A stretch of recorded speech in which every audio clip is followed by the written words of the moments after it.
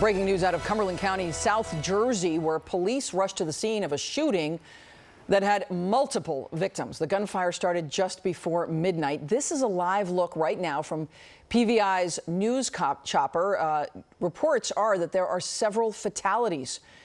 However, the exact number is not known. Other victims are wounded. According to our affiliate, WPVI, hundreds of people were at the home for a party at the time. Multiple law enforcement agencies are at the scene. They're there investigating.